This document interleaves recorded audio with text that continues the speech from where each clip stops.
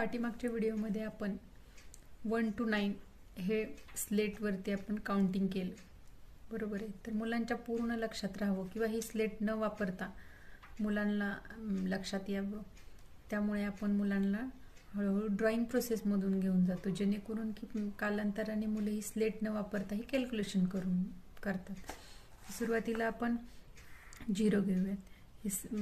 Rod हा answer बार, centre point हा unit place आहे आणि हा 0 कसा होतो तर हे बिट्स आन्सर बारला एकही चिटकलेलं नसतं, म्हणजे हा 5चा बिट्सवरती 1 2 3 4 म्हणजे आन्सर बारला हा सेंटर पॉइंट एकही बिट्स चिटकलेला नाही, म्हणजे हा 0.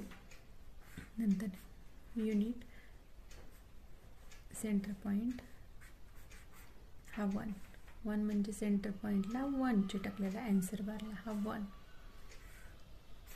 तर 2 1 2 2 युनिट सेंटर पॉइंट 3 1 2 3 तर 4 युनिट 1 2 3 4.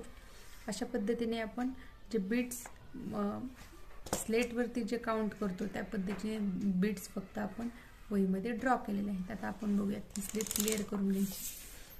हा सेंटर पॉइंट, हा रॉड, हा आन्सर बार, हा आता सध्या 0 आहे, बरोबर आहे का. 0 हा 1 बिट्सवरती घेतला तर 1, 2 बिट्सवरती घेतले 2, 3 बिट्सवरती घेतले 3 आणि 4 बिट्सवरती घेतले 4. अशा पद्धतीने आपण बिट्स ड्रॉ करू शकतो.